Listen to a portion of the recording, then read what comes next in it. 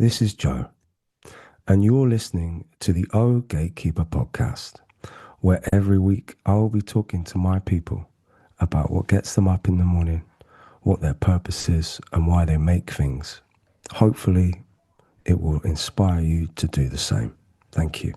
You can get episodes early and without advertisements over at ohgatekeeper.com, as well as weekly bonus episodes, playlists, and my Joe and Friends series.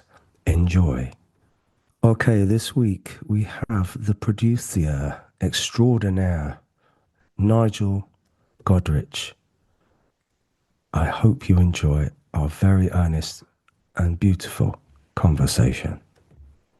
All right, mate. Yeah, hi, how are you? I'm good now. You don't really see me ever deal with technology, but it's like I hate it so much.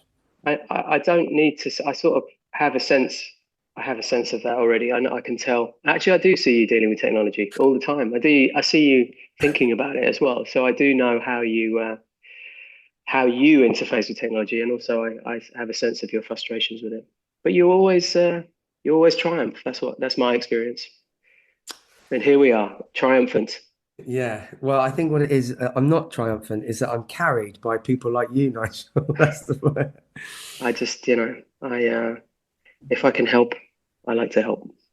Thank you. Where How's it where are going? you?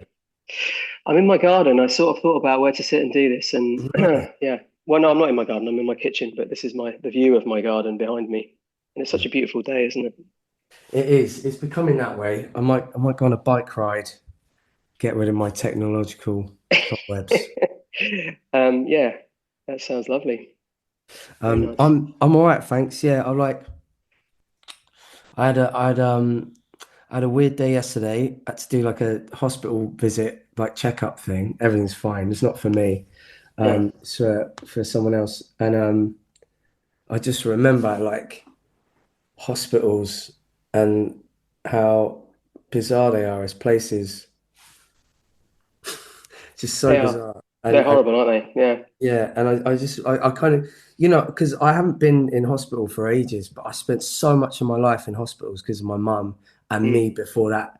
I was mm, like, you use a lot of sitting around, and it must have taught yes. me a lot of how to just kind of be patient, Wait. literally, Yeah. and as a patient. Yeah.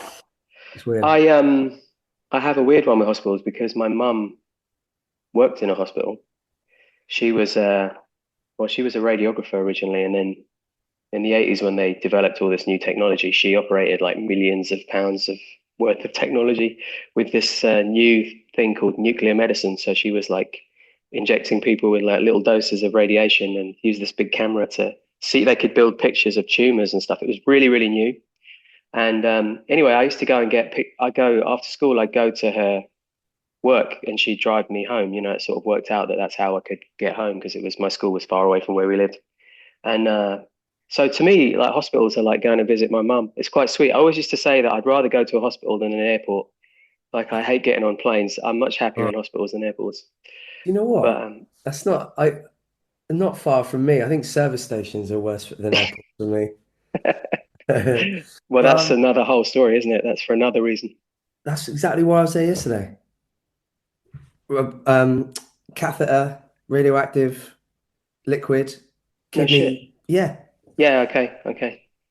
Well, when amazing. they started, yeah, that is funny, isn't it? When that technology was really new, and it was crazy because the pictures that would come out at the end looked like CFAX. Yeah, I yeah, yeah. mean, it was like so low res, but it was very new. Yeah, now it's like a CT scan. That's what that is, isn't it? That's what it Mm, became, I think. crazy. I used to go in after school, and she'd be in her room D, where I knew where to go in the hospital because you can just walk into a hospital. Well, you used to be able to. There was no Yeah. security or anything. Just walk in, go up to the bit where that's her bit, go into her room, and she'd say, "Oh, I'll just be a minute. Just don't go into that corner because it's very radioactive." Like, okay, stand over here. Got like a little uranium cabinet. I used to have like all the kind of paraphernalia. I'd bring it home from her work. Like, I had a bin that had like a radioactive sign on it. Yeah. And yeah, there you go. It's my superpower. Tell Well, me that's about your interesting. podcast, man. Tell me Well, what's the idea is really that It's we were talking about it when we were in France the other month, is that like there's no point in getting behind the wizard's curtain, you know. Um, and like I'm not interested in like kind of ruining the magic of anything.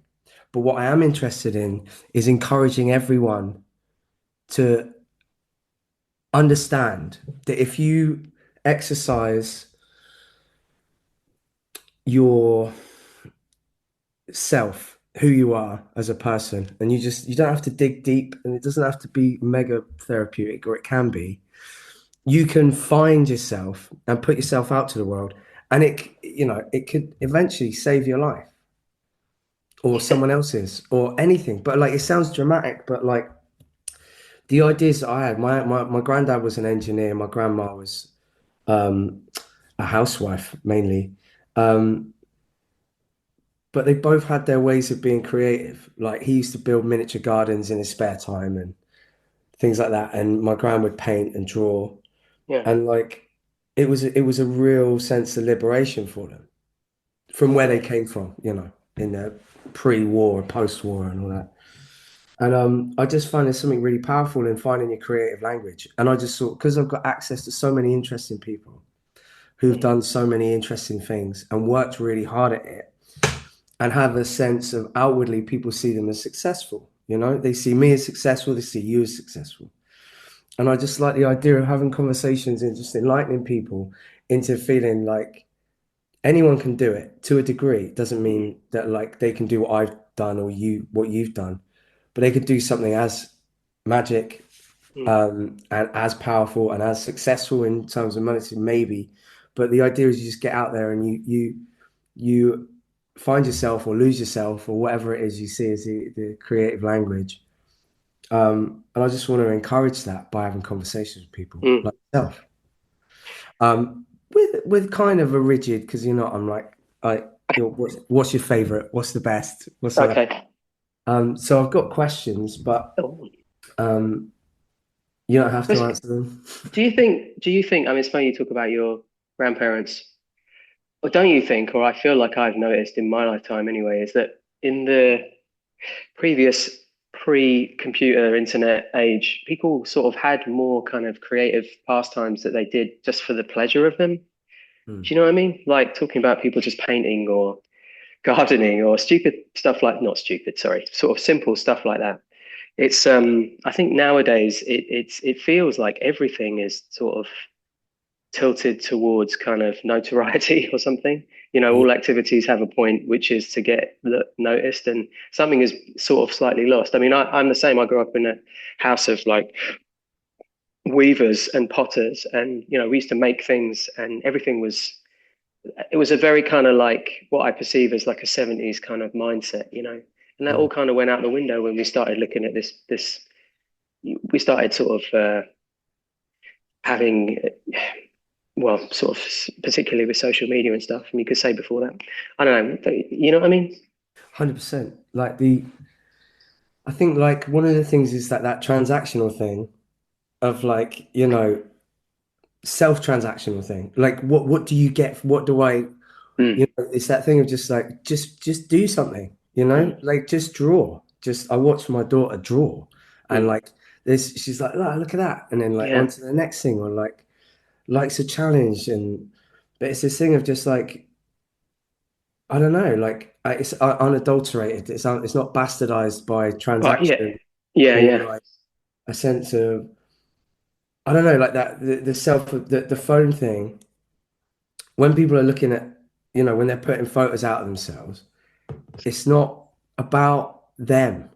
It's about how they're perceived or how they see other people project their It was lives. how they want to be perceived. Yeah, exactly. Mm, It's that viral thing where it's yeah. like there's almost rules to it, projection. Mm. It's weird. It's like It I is don't know. weird. Yeah. I I agree don't with you. think, but like I mean, we could sit here and slag it all off. But we are all essentially, we are a cup base in there. They were turning into a couple of old farts talking about how shit the internet is Yeah, on the but internet. yeah, but like that's what I thought about TikTok. What I found really interesting about TikTok, I haven't been on it, but like the things that I've seen come from TikTok onto like Instagram or whatever, it's like young people having fun and creating shit and Yes, being yes, funny and like yes. it's that thing of like they like it's a less it's like more sophisticated language in social media because all the like MySpace selfies just seems like how we look back on like the Victorian period of the Industrial Revolution. It just like seems ridiculous now. You're like, oh, that Yeah, fucking shit they did was yeah. insane. But what came from that was sophistication. I think like there's cool shit coming in. Like I'm No, just you're right. like I'm not interested in looking deeply in it because I like the more I stare at the phone, the more I fucking get depressed. Yes, yes. You know? I think you're not alone there. And I think it's a phenomenon that's, all this stuff is so new, relatively, even like whether it's like 15, 20 years, it's like we don't really know the long-term effects of it. But yeah, it certainly seems to be just a feeling like you haven't achieved something, in yourself. When and that is the downside of social media where people are sort of projecting this version of themselves, which is not really true ever. But that's different. I agree. The TikTok thing has been actually fascinating. It is very creative, and there is really amazing stuff coming through. It's just a different kind of medium, isn't it? It's not. It's certainly not physical, No, you yeah, know. And it's so we're losing some sort of connection to. We are physical, we're bodies, and we touch things and live in a physical world. But yeah, in terms of like a platform for anything sort of that's video wise and involves a story or like doing something clever or like humor and stuff, it's been brilliant. I mm, mean, in that way, I think we've never been as sort of elevated intellectually ever. mm, Somebody from 50 years ago would come forward now and land in 2025 and just probably be completely overwhelmed just in 5 minutes looking at your phone. They just wouldn't know how to process it. I yeah, think our brains are evolving, but not as fast as the technology is evolving. So it's weird. It does affect the way that we create day to day, or like what we do to make ourselves feel good about being creative. And it is a bit like you're on one end of it or the other. It's either you're making something that people are looking at, or you're looking at stuff that other people have made. And I think what yeah, you just sort of talked about was that when you're looking at stuff that other people have made all the time, you just yourself start deflating, mm. because you're not really part of the thing that's being made. And also there's like it's the value of things, and it's something I'm interested in, not as a transactional thing, but as like how much like what did I put into this? What am I like that time and that care and that thing? And this is it. So the idea of creative language from you and something that you've already touched on is that so one of the I'm going to get to a question to start it off because this is really interesting. Hmm. But I've got to get my questions because it's been a while. Get your questions. Um, I like your right. room, by the way. This Sorry, is not to my cut you off. study studio. Oh, nice. Yeah, but Beautiful. all the music stuff is in that cupboard and behind the computer. I've got a profit, Right. but I won't tell you which one it is. Because I'll approve. Oh yeah, yeah, yeah. Right, so I'll skip the first one, but this is one I ask everyone. Actually, no, I'll start with the first one. How would you describe your creative language? How, like, as in your creative language and how you work with music and art and other people? How would you describe that? Generally, I think the very important thing that I discovered by watching other people, watching like brilliant, brilliant creative people, is a kind of very profound understanding that they have no idea what they're doing. They don't know. And the mistakes come when people start to kind of claim that as their own thing, as their own intent. You know, when people are like, oh, because I did it, it must be good, that thing. Because the great stuff falls out of people. It's still, this is why we talk about things being kind of like channeled through us or given to us. Great moments and great ideas just come from somewhere we don't understand where they come from. And I think that when you know that nugget, and when you embrace it and accept it, then you learn to sort of just be as much as you can a sort of a channel for those things. Mm. Do you think that I'm just thinking about my experience with you and working with you? It's like, do you think maybe that's the sense of like, say if we say if we did like, don't panic. Say if we did like 10 projects together, right? Mm. And in chronological order, you'd start and there'd be like it was in like with the last record, it's very combustive because you have to kind of understand each other and work and understand the nuances of how you work and your personalities and stuff. And as you get more and more comfortable, right, as a working relationship, and then those like um those like magic moments and stuff. Is it about just would you look like I don't know, I see I'm already thinking like I'd have to start changing the process and challenging myself in order to come up with new things, you know, or like new moments of I don't know what I'm doing because once you've kind of made that, I don't know, like I never want to make the same song twice and things like that. And like I'm like, oh, I'm just going down the same road again. I don't want to do that. I mean, you're talking about that thing where it's like the Brian Eno card. It's like if it worked last time, don't do it this time, kind of thing. Mm, But I know what you're saying. You're saying your familiarity with something makes it less original, and that's what you know that that's not good. Inherently, you know that mm, that's not good. But the thing, well, two things, like three things actually. First of all, that first thing that you're talking about, when you say it was like combative, the first time we worked together. So there's two. From my point of view, I'm getting the messages from the way that I feel about something, and I don't want to have a confrontation, but I have to tell you this thing that you don't want to hear, mm. so that's me doing my thing. I'm like, I don't want to be, I find it really uncomfortable. I don't want to, tell somebody something they don't want to hear, but that's what I'm here for. And secondly, it's a trust thing. When you do work with people and the good thing about repetition of working with people is that you learn to trust them because through experience and seeing that process working, you suddenly realize that if somebody says something, you follow them because it's worked before. That doesn't mean that you're going to do the same thing again. It just means that when you started, you're like, what the fuck? In your opinion, I remember you saying that. In your opinion, I'm like, well, yeah, but this is why I'm here. Like you're Yeah, literally like asked me to give you my opinion, so I'm yeah, doing it. yeah, And I've been there in lots of scenarios. And then the last thing that you're talking about is like, I completely understand what you're saying. You're trying to manufacture circumstances where you do something different every time and you come up with new ideas. And that is really the hardest challenge for people, especially people working in the medium of music, because it is very sort of two-dimensional in a way. There's 12 notes unless you want to get really, really weird. And you just have to find a sort of reason for doing it. I mean, every time you write a song, you've got to find a reason to do it. And yeah, that becomes hard after you sit down and work out how many songs you've written in your life. It's, into the hundreds. It's like, that's a lot of work and a lot of thoughts and a lot of stuff. But I would say that from my point of view, that's what that has to come from you. Like I can encourage you and tell you when I think you're onto something. But the reason that you're sitting in that chair and doing this podcast and look the way you do and your life is how you are and people's perception of you is as a successful person is because you can do it. So you have this power, you have this magic power. You are a little conduit to something, and sometimes these things come into your head, and you're like, "Oh, I've got it."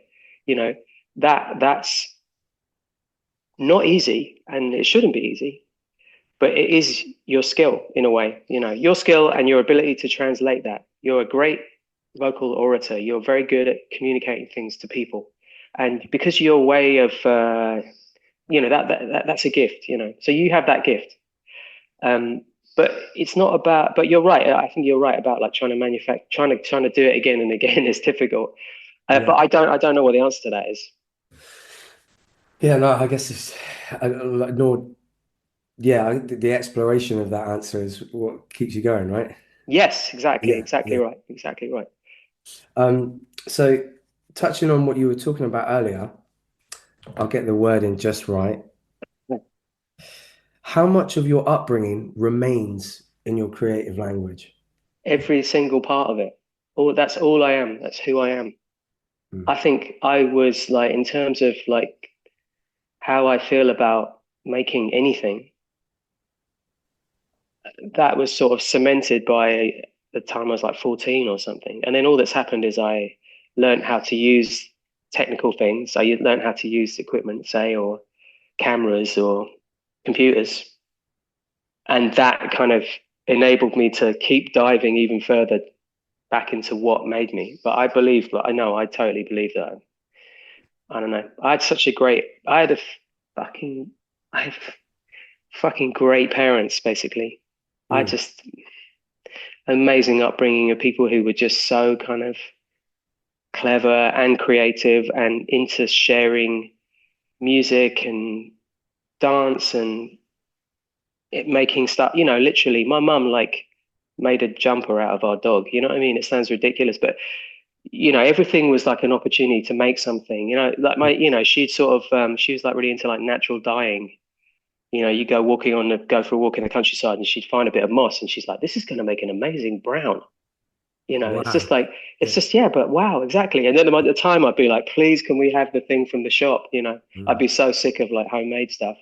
But I realize now, we used to make our own Christmas crackers. You know what I mean? It's like the good life. It's like, make Mm. you go crazy. But I realize now just how incredible they were, and to me. And also I just get a perspective on all of that, what a gift that was, and how, especially with music, my dad was a player, violin player, piano player. I don't know. There was music all the time, and that was going in. And by the time I knew what I wanted to do, it was already there. Mm. I mean, we talk about, it's just I know that we talked about like how our upbringing. Your dad's a sculptor, Mm. Nigel, Yeah. the very exclusive Nigel Club. Yeah. Um, Not many. those things. It really, if he's a sculptor but you're a musician, it's like he's still teaching you how to make music. You know what I mean? Yeah. All the time. Yeah.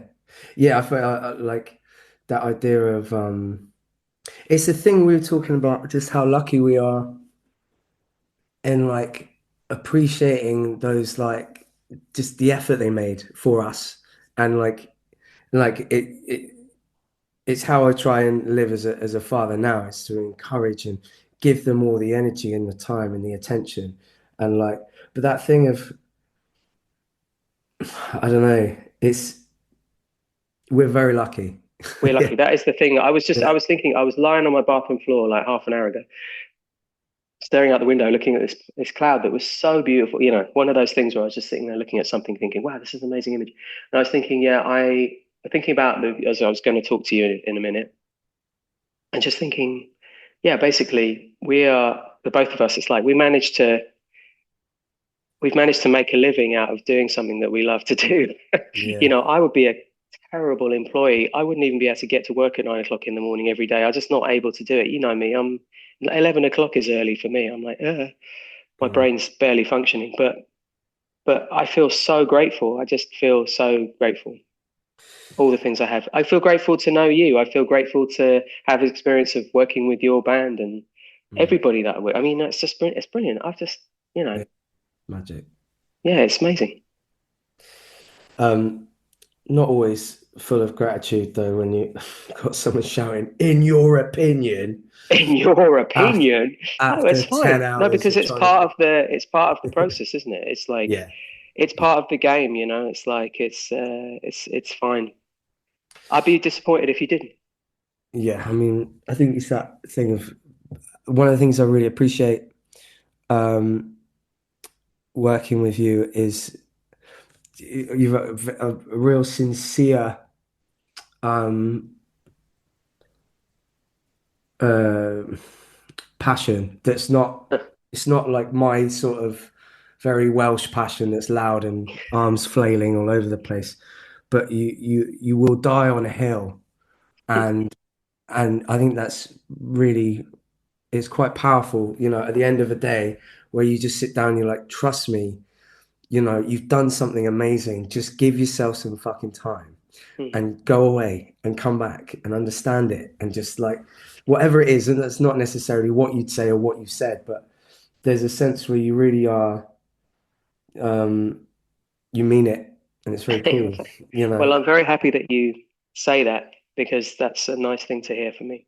I mean, I Yeah. think people once they sort of they realize that it's like when when it's like I've got a knife in me and I'm like it's like this. I'm being honest. I'm not like I've got no agenda. I'm just telling you something that's true. And I remember I don't even want to fucking say it. I've got some really good examples of people that I've worked with who are very big and famous and sold millions of records who, their comment, not naming any names, but their comment to each other, and I'm talking like some big people, was he tells the truth. So, I mean, how can I be happier than to hear that? It's like, well, I'm not, I mean it. Anyway, yeah, that's, It's important to be one of the things I think that you might not realize is that like every when musicians, it's that like nakedness of singing, or even yeah, hitting a bass string. you're so vulnerable. Yeah, Yeah, when you hit that bass string, you're like, is it, it's a want to connect to the universal or be loved or whatever it is that you need at that point, whether it's a connection, it's connection, right? mm, And like, but it is that thing of like, I understand you want a connection, but is that you? Or are you doing that thing where you just, trying, I don't know to what it be a is, thing. you're acting Yeah, on envy or acting on rage. Sometimes when you act on certain impulses, it yeah, becomes very untrue yeah, and very dishonest, yeah. or And you since, yeah, I know, know what you mean. I know what you mean. and Well, but like, at your best, at your best, and certainly this goes for you and anybody, is when you are unapologetically just saying something that is sincere and true to you, then that's what's convincing and engaging and really communicative. mm, But I mean, honestly, that's what I think is great. I mean, if you are, Joe, you are a remarkable performer. And like, that's the thing is like, the shows and stuff, it's like, that's what you're very, very good at. It's like showing yourself, showing your vulnerability and your real self mm, to like thousands of people at once. I mean, it's very difficult to do. It's very, and it's really powerful because those people will react as a group, mm. and that feeling, that energy of people sort of like, I mean, I don't know. I had that Glastonbury thing last year was just really, I thought it was spectacular. It was something that like, the ancient Romans could never dream of, you know what I mean? Because Yeah. they didn't have the power of amplification, but that's what they were after. Yeah, I don't know, like every sort of great sort of kind of like event of sort of, I don't know, that has that kind of power of like thousands of people kind of feeling the same thing at the same time because they have somebody to their gracious leader. No, it sounds terrible, but like somebody to kind of like Yeah. you know to Yeah. hold it all together. I Anyway, think that's it. You see, like you chaperone I think one of the things that I try and do, especially live, is what you do with production, and stop. but it's that thing of where the moment that there's momentary magic that's often in the mistakes, Mm, and it's celebrating those things, the moment, and celebrating the magic of human combustion and connection mm, and things that happen. And mm, like, yeah, you can sit down and write three chords, but there's a moment where you play it in a certain way at that certain mm, time. You've just been dumped, or you just met someone new, mm, and you capture that. And you're like, mm. that's the one. No, shut the fuck up. Let's move on. It's done. Yeah. You're like, oh yeah, that sense of momentary magic is great, Well, And but you have to steer that, and you have to capture that, and like, you know, well, that's nice of you to say so. I mean, I think from my point of view, it's like I'm just like, yeah, just put it. We'll do another one. We'll do keep that. yeah, yeah, yeah, I guess what you're sort of talking about, and a lot of these things you're talking about, is like that sense of. I think that my inside computer knows it when I hear it, and then which is a good skill because you can't, if you're the person playing stuff, it's very much different hats. If you're the person generating the noise, you can't really evaluate the noise. But to have somebody who's able to kind of capture those things it's invaluable in that process. And also the other thing is that I'm so kind of au fait with technology, like it doesn't scare me, and I always loved it. You know, the creative side of technology that I'm very sort of fast with it. I know that I'm quick.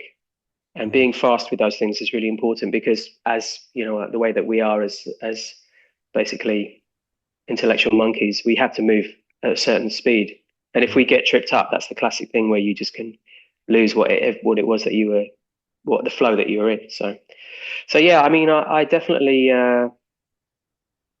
I enjoy it as well. I enjoy that process of accumulating those little magic moments. You know, it's like it's Mm. really it's fun. I mean, all of this is fun. Let's be honest. It's like it's really really fun. It's Yeah. fun making anything. It's fun making music, especially. Like we all respond. It's like it's primal. You know, this thing about like getting together with a few people in a small space and like creating something that then you can like your hearts all beat together when you listen to it. You know, it's like Mm. it's really really great.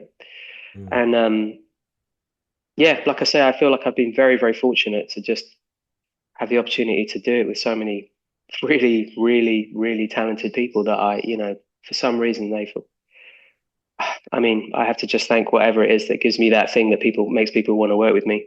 So Yeah. I'm having a lovely time here, sitting, getting, being, having smoke blowing up my ass. Just keep going. That's like, I love it. What a great way to spend the morning. We should do this more often. Let's do this every day. Yeah. No, I mean, I am really happy that all the things that you're saying because we don't really out of, in the process as well, we don't have these conversations. I'm just glad Yeah. that I'm glad that it works for you, because that's really what I want. I just want, Well, you know, it's like, what's the way to describe I find it really interesting. It's like that thing of because you could be very intimidating on like your technical knowledge, but you also are like, oh look, this moss could make it a really great brown. But you do that. That's what you do. You're not like, don't touch the Moog wall, right. Yeah. you're like, oh, this is fun, let's Yeah. see what happens. And Yeah. you understand the machinery to a point where you can be playful and whimsical and find a ghost in the machine. Mm, And like it's producers is like it's a very strange. I've only worked with a few, but it's yeah. a very strange thing where once you find the right match, and I think yourself and Kenny have this like thing where we're like it's elevatory and it's like it's very challenging because you're pushing like you are pushing us in like you know new directions, and you just got to be like fuck. Eh, You can only be yourself. oh, Once you're uncomfortable, yeah. it's Yeah. like, Yeah. That's right. You're right. right, you either shut up, close up shop, and don't write anything, Go home. or Yeah. you put it You out really there. are yourself. Yeah. Yeah. It's true. Yeah. I mean, we should talk about Kenny as well because, Kenny and my skill set are completely different. And I learned so much from Kenny. It's just that whole aspect of making that last record was so fun for me because first of all he's like the bounciest bunny in town. He really is like he's got this boundless energy which is really really infectious and also great for me because you know I don't I don't maybe I did have that once. But now I'm just a little bit more. I just want to sit down and like think about stuff.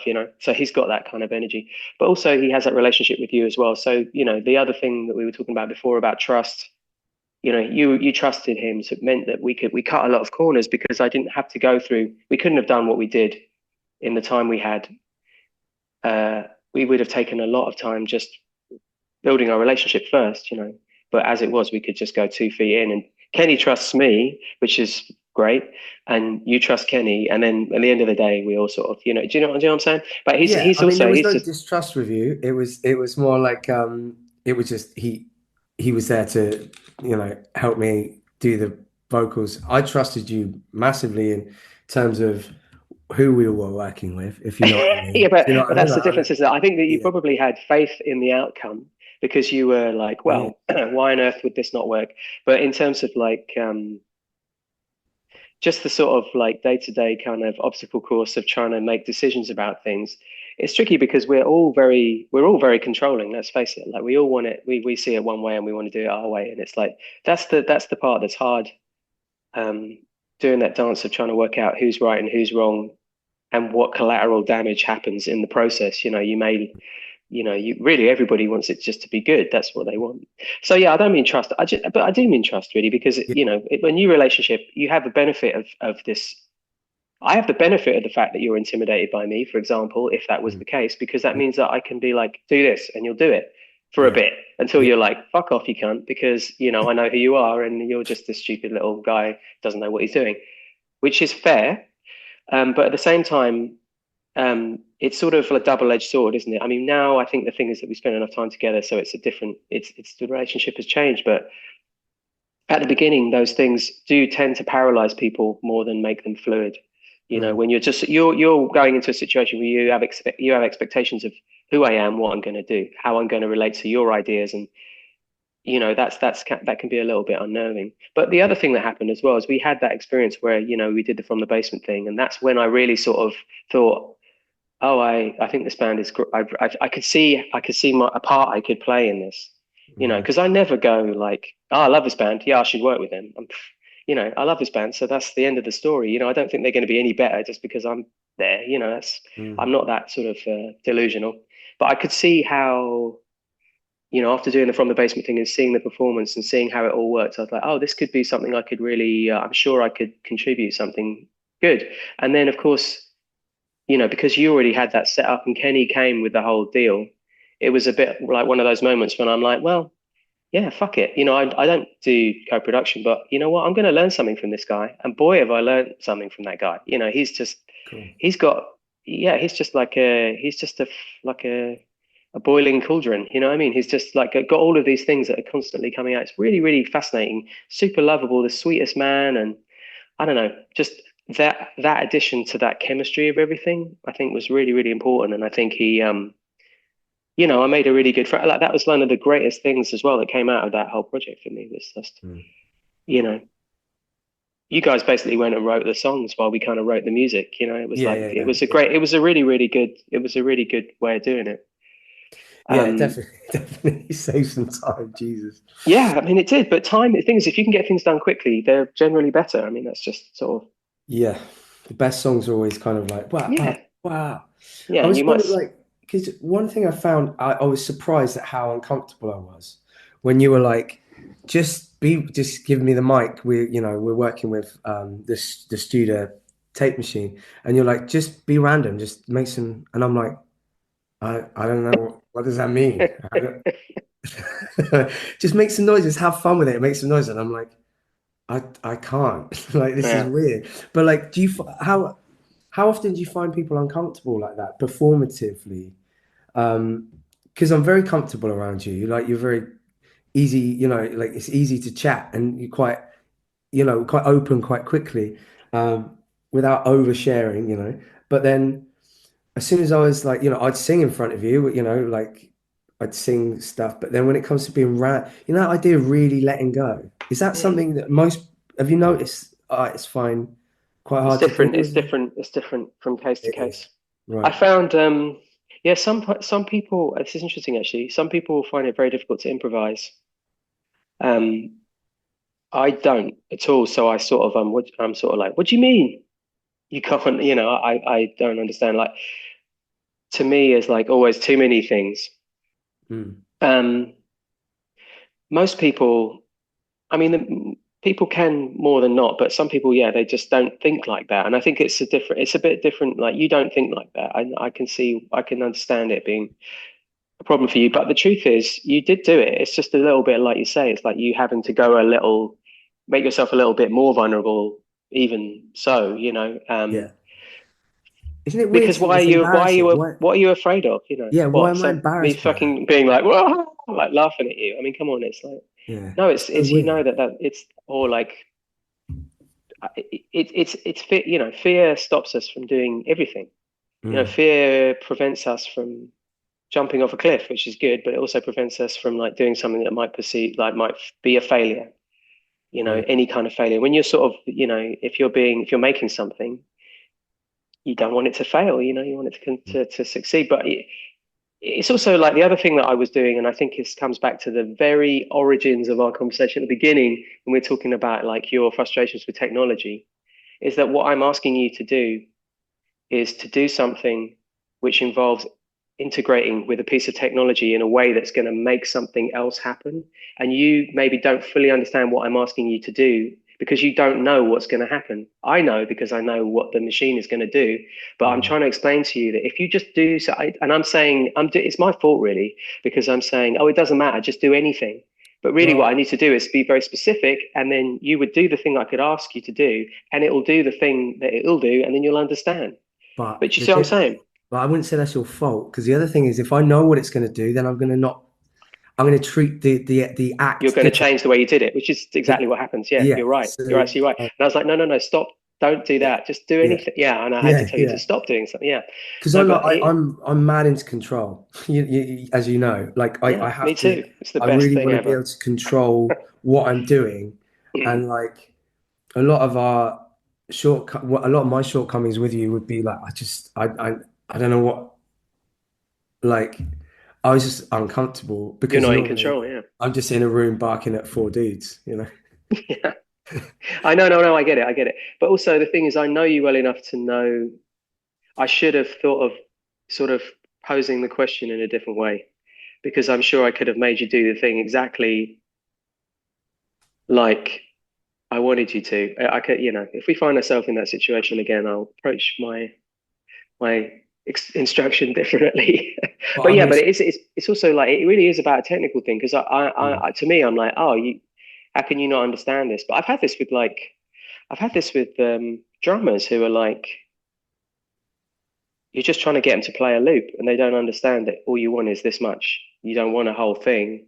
And no, no, no, play the fill here because that's where it's going to happen again and again and again. And then yeah, and it's like, come on, you're like a pro session drummer. Have you never heard a drum loop? It's weird. yeah, It's like people, you can't, it's unfair to sort of expect other people to see things the way that you see them. But I do that all the time. And that yeah. gets me into all sorts of trouble in my I mean, life, at my work. yeah. But that's the same as, most people, it's like Yeah, maybe, yeah. 'cause empathy is one thing, but like people practice empathy and things like that. But in a working relationship, or even pragmatic relationship within romantic relationships, or pragmatism in friendships, it's like it takes like it's a lot. It's to fucking put yourself in someone else's shoes Yeah, and the way they perceive the world, not just how they act or what they do, how they see things, how yeah. they see, especially you, how someone else sees yourself is like it's a lot of effort, and It's like I get it, impossible, really, isn't it? you know, Yeah, you can you know, you can feign it, but you can't actually do it.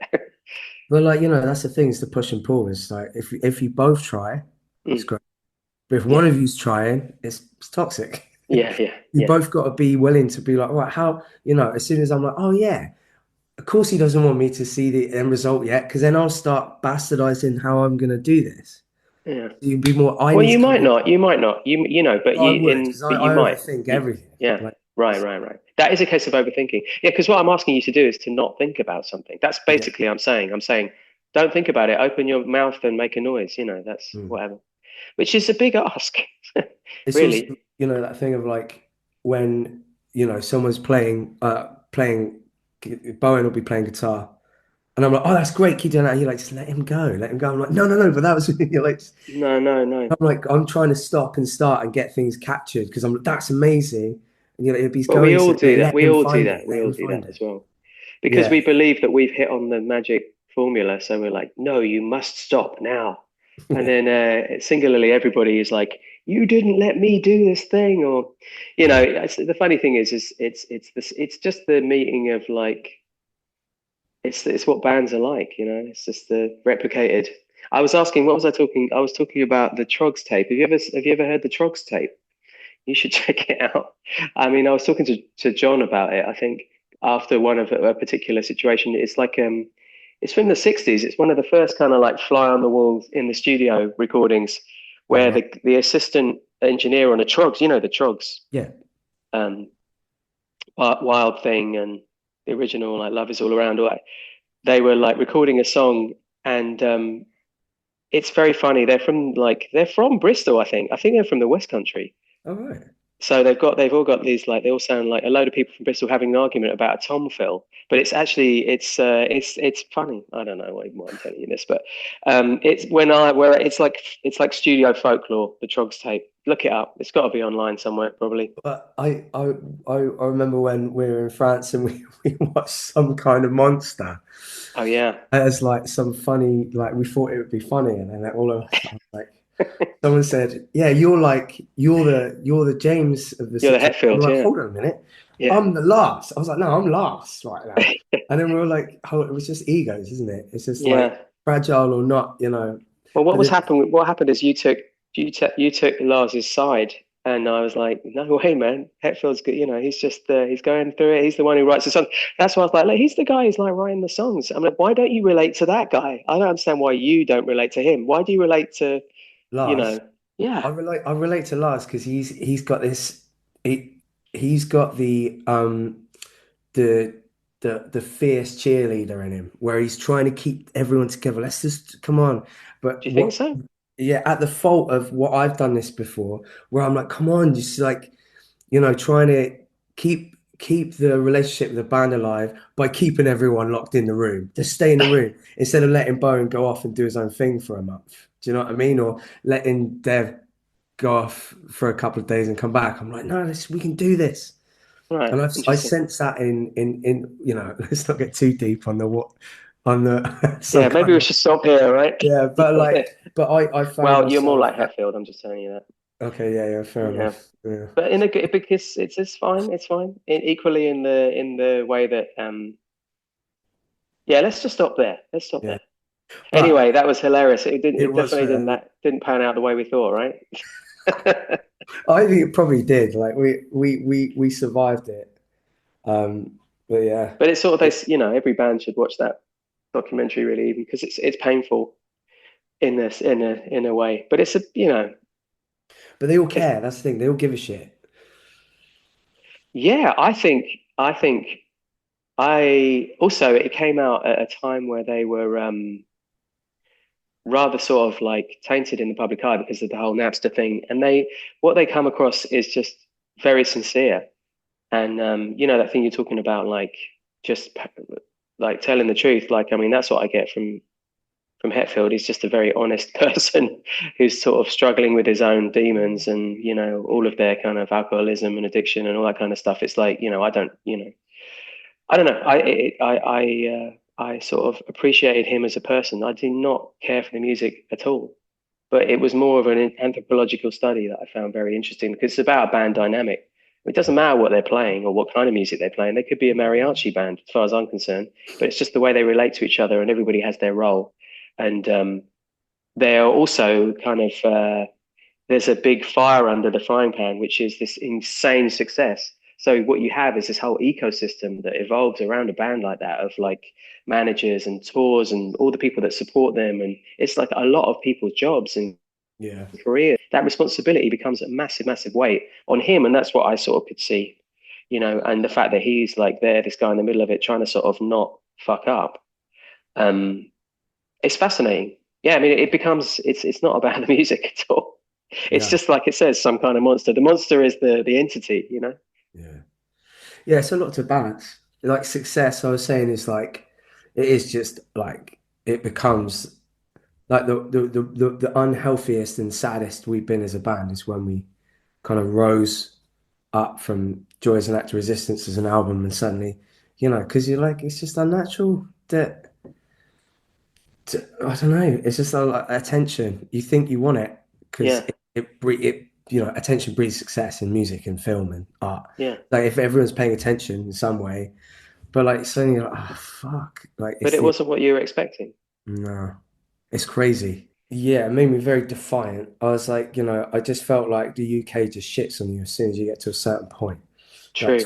tall poppy syndrome, they just fucking they wanna shit on you as soon as you're at a certain point. And like I know when I say the UK, I mean the press. And like but that's your window. And if that's your window of perspective, because you keep looking at the articles Yes. That's your perspective, and you need to fucking put the You paper must down. never read that. Don't read that No, stuff. it's No. insane. It's the last time I read a review was like Joy is an actor resistance. It's like, Yeah. of course, like if they were positive, but what came after was the next album, and it was just all this, and I'm like, it's nonsense. It's like Yeah. oh, it's thinking about yourself Yeah. as a third party because it's like You're no one needs to disconnected. do that. No. Like I mean, the truth is, before you made your first record, nobody said anything about your record before, you know? So, you know what I yeah, mean? That one was the one that they liked was all about what you wanted to do. So, I mean, it's yeah, the thing you got to keep. But yeah, it's true. There's zero point in reading reviews. There's nothing positive that you're going to get from it. no, You no. know, as long if you're doing stuff for your reasons, you know. But that is interesting that you should say that, and it's sort of a familiar thing, isn't it? I feel like most people have that reaction. Yeah, because I mean, it's that self-awareness thing. It's like what we've been talking about a lot is the combustion and the magic of not. It doesn't have to be spontaneity, but it's that thing of like making for the sake of making. Yeah, exactly. That is the Yeah, savior. If you go that's out there it. and you just Yeah, write a poem because you want to write a poem, and like as soon as it's like, is this good or what or yeah, like I know what they're it's that you're not looking at the paper, you're yeah, thinking about what they're gonna see the paper as or yeah, hear the paper as whatever. yeah. And No, I'm sure every great poet from the 19th, 20th century would have given up if there was like three weekly magazines that came out and like pulled apart everything they did every time they wrote something. You know, you're right. Yeah, it's weird, isn't it? But that again is like a weird sort of anachronism of music, pop music. It's like you do it for yourself, but then it's like this open, fair game. It's fair game, you know. Yeah, yeah, I completely get you. I think that to be like a front, and that's the other thing I thought about when I was watching Some Kind of Monster. It's like I think people, and because I've watched a lot of people like this, people don't understand how difficult it is to be a front person, to be the person that stands at the front who's like the singer and the principal, lyricist and stuff. And that's kind of what I was trying to say to you. I was like saying that there's another kind of that's that person is you do that. So that's why he's like you're more like him because you're the one who's standing there and like putting your soul on display and mm, what a sort of how that's the hardest thing to do and people find their crutches in order to keep going. That's why the alcoholism addictions whatever that's what that is. It's to support something very very frightening is making yourself actually open repeatedly, I think. well, you're my crutch now, Nigel. So. Well, I Good that's man. a responsibility, isn't it? Yeah, no, no, no, I promise. It's all good. Give That me flowed, man. That was one question. We did an hour. Yeah, I have a terrible habit of doing that in interviews myself. I can see that you do that too. It's good. It's good. That's what's the Beautiful. point, isn't it? It's like a train of Yeah, thought. Yeah, yeah, yeah, yeah. big choo choo of thought. I'm interested more. It's almost like I want to know what your questions were, just because that's more interesting to me. Shall I read out Just all the read the questions? questions out, and I'm not going to answer any of them. Don't answer any of them, but one. You have to answer Okay, the last one. The last one okay. is We'll read what's your that one out last. okay. I was gonna see what I mean. This is why I need a producer, right? Uh, how much of your young spirit remains? Do you believe in genius? Ah, bollocks! But I have to answer that. Okay, after Yeah, this. go on. Okay. Oh, yeah. The thing is, and this is like, and I must have said this to you because it's part of Yes. my like spiel that I always fucking say, is that I don't believe in the concept of somebody being a genius.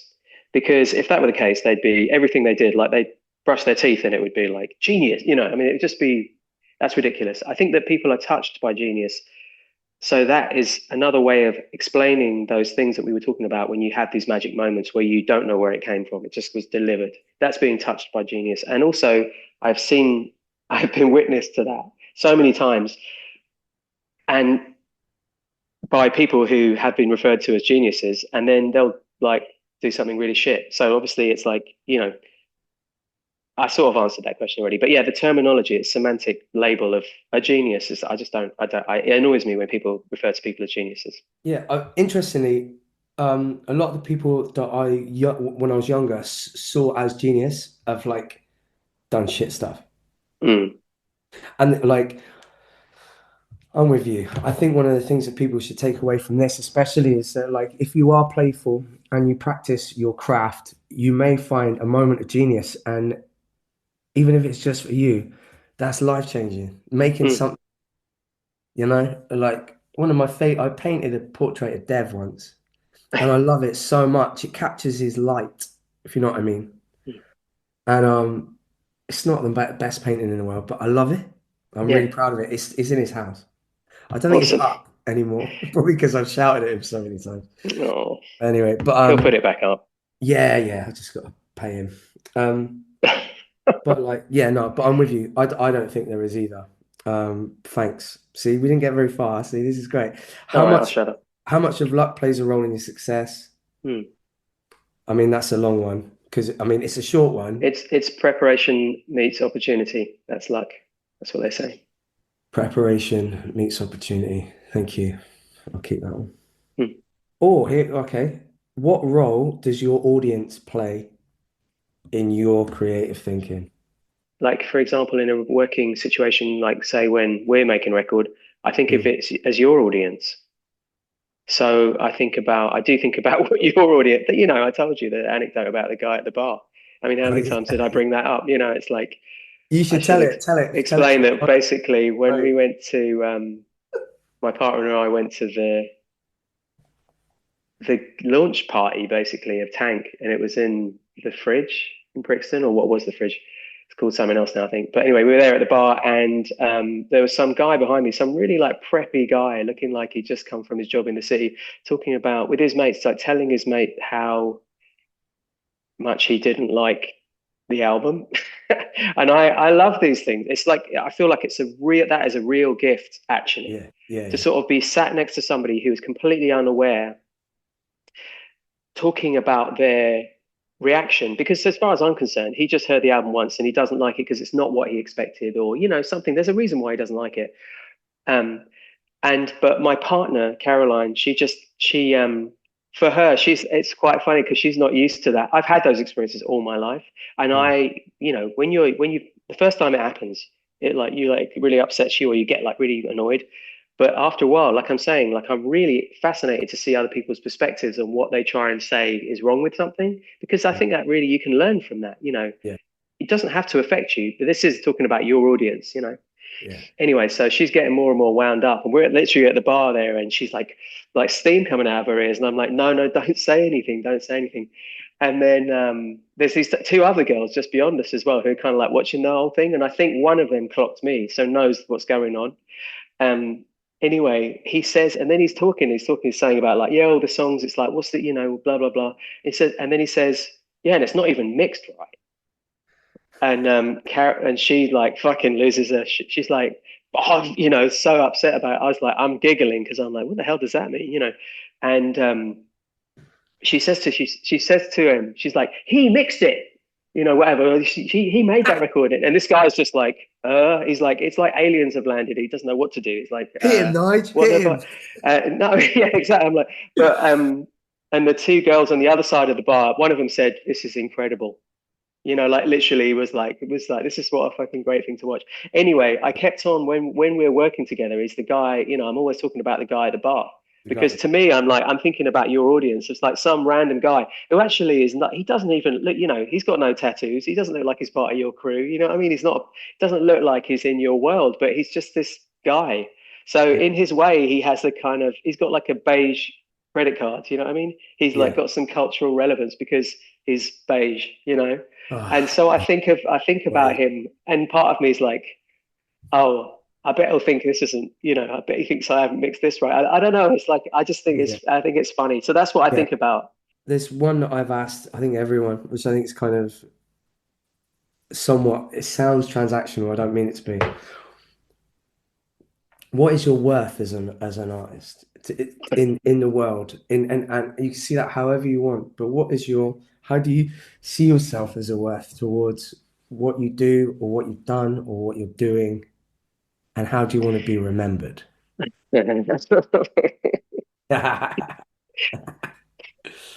Well, I don't really like.